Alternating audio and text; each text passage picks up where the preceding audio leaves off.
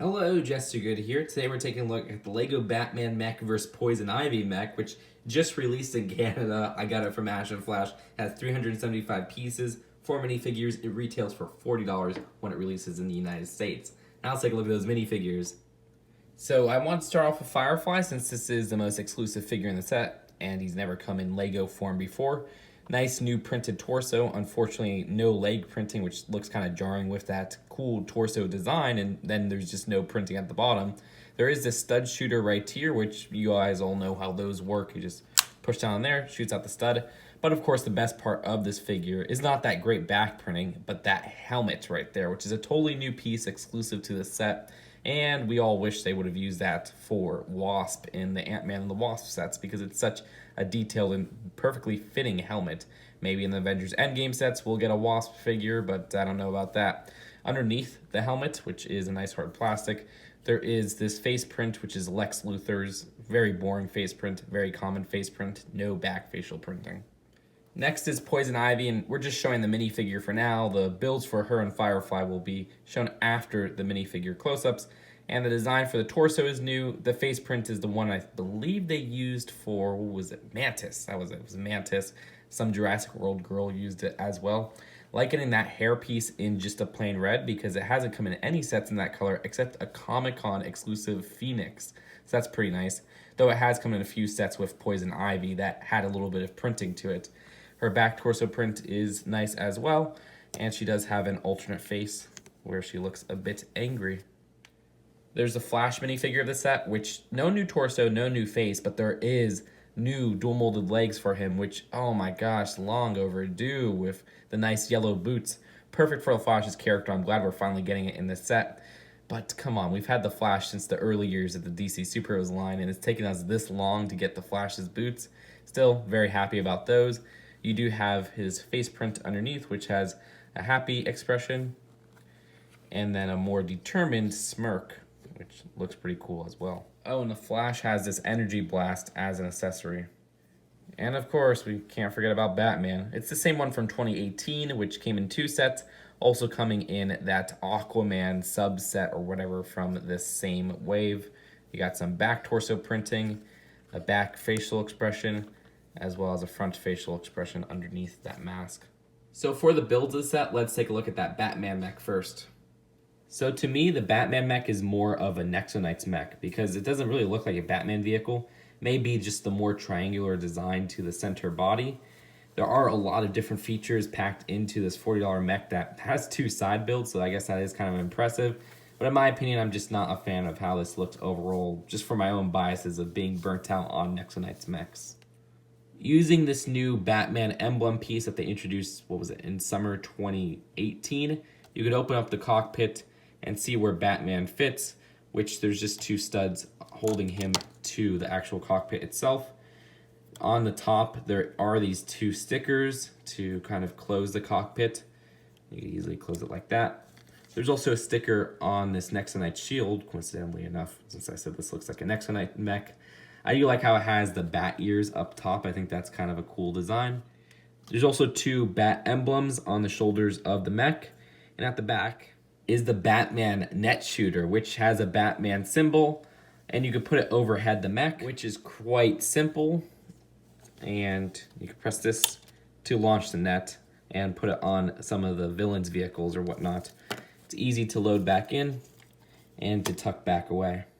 Moving on to the arms, not only do those shoulder pads have separate Technic pins where you could separate them or move them around as you'd like, but each arm has a shoulder joint where you can move the arm up and down. You could swivel it around. Get a lot of different poses out of that. Don't worry, we'll pose it at the end. The arms are always fixed in an L shape though, just by how they're built. And this left one has a razor right here, and then these 2 little bat emblems that you could spin around as well.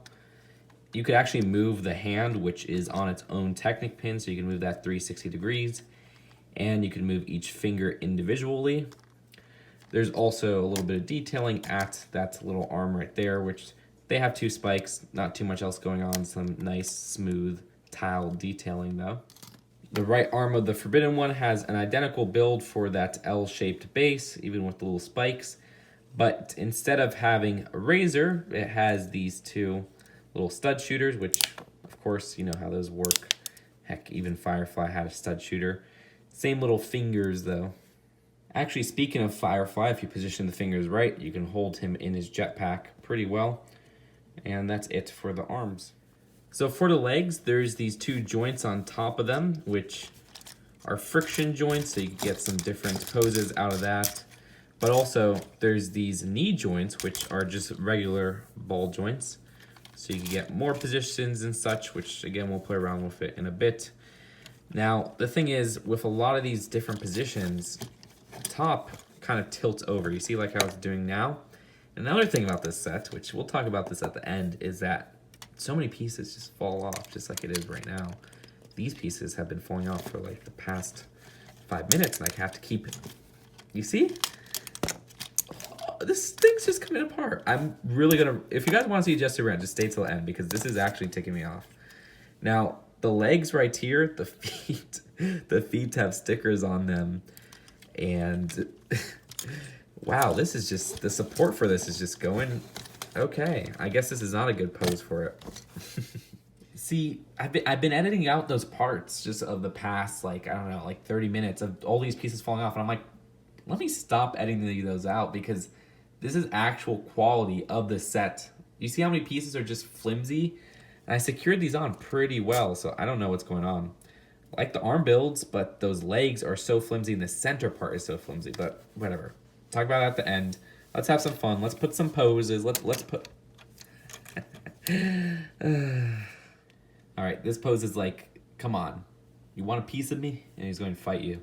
This is a pose I want, but he's about to fall over, so that sucks. But I guess this one, I don't know what he's doing here, but he's doing some type of pose. And this was about one of the few poses I could get with the different leg positions, because every other one just makes him fall over or a piece falls off, so I'm just calling it a day on this one. Also, this piece fell off and keeps falling off of this little middle part at the bottom. Oh, this little middle part keeps falling off too. This part falls off, this part. The whole thing is very flimsy, and I'm pretty disappointed with how this turned out. So here is Poison Ivy's tree pose, as I call it. You can call it tree mech, whatever you want to really go with. The design of this looks overly detailed for something insignificant, in my opinion. I don't know. It feels like a mock too, which it seems like it was one of those mocks where they put too much detail into something. But the top of this actually has two miniature ball joints on each arm. So you got one near the shoulder and then one at the middle section. So you get some different poses out of that. You can make him look like a tree person. And these pieces fall off easily, which this is like the 15th time I'm recording this because the pieces keep falling off. But again, I'm just not even going to cut it now. If the pieces fall off, that's flimsy on Lego's part because I secured them. Design of the left arm actually has a stud shooter, and the design of the right arm just has this little vine right here. Now, there's vines at the bottom base of the little tree pose, as I call it. And there is a play feature that's kind of funny because the mech itself, the Batman Mech, unintentionally falls over. This one you're supposed to fall over. Shoot it with some studs, or you can knock it yourself. And it kind of falls over like that. I actually do like that. I think that's kind of fun to play around with because it's intended to do that. Finally, there's Firefly's elaborate jetpack. Again, kind of suffering the same fate that the Poison Ivy build has, where there's just so much detail packed into this small build. It feels like they're overdoing it a bit. Now, the designs of it uses a lot of these Power Blast pieces, which all come in one single bag, sort of like how the Batman elements or emblems come in the one single bag. So they use a lot of those, and there's this kind of gun on one side, which is connected to the jetpack itself, almost like a proton pack. There is one part that is an insecure connection, which is this little part, the actual jetpack itself connecting to the blast, where they use a stud with a hole in it, and it seems like because there's a peg going through it or something, it just doesn't have as much clutch power. So when I was recording this a few other times, it easily fell over.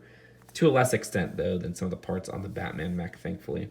But that's it for the builds of the set. Let's take a look at the packaging and the final verdict. Here's the box for the set. Again, getting rid of the DC Superheroes logos and just going straight Batman for the branding. I actually think the side design is quite interesting with this cityscape in this grayscale.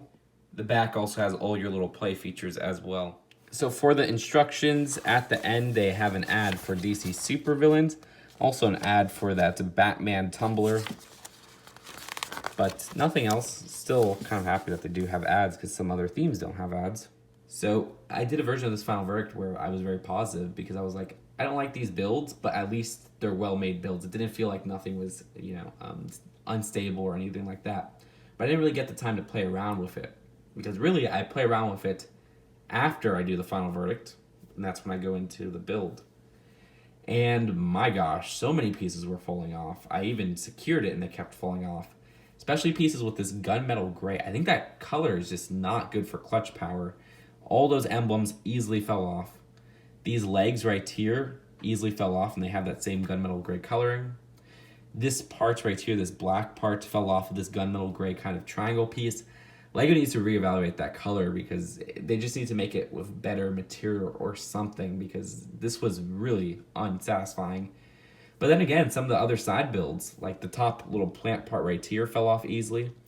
And the jetpack for Firefly at that middle section kept falling off. So I'm really disappointed with how unstable this was because, yeah, in the first final verdict, I said that this is at least a well-made set, but now I'm questioning if it even is well-made. Is it just the quality of the set, or is it the clutch power or the fundamental build? I'm not entirely sure. So the minifigures are pretty good here. Like, Firefly is really good except for the lack of leg printing. It's another Batman. It's the Flash finally with the boots. I don't know why they took so long to do the boots. It's a new Poison Ivy that is actually really cool. The values here, I think for $40, you get a lot in this set. But I can't recommend a set if it's unstable as much as this set is. So maybe my own personal experience, and maybe because it's 5 a.m. and I'm recording this, but I'm going to give this one a D+. Again, hopefully you guys don't have to experience this if you do buy this set on how unstable it is. But if you do, we definitely got to start complaining to LEGO about it. We'll look into it in the future, though. I got to see what other people say about it once it comes out. So that's it for now. Hope you guys enjoyed the video. If you excuse me, I'm going to be going to sleep right now. Peace out.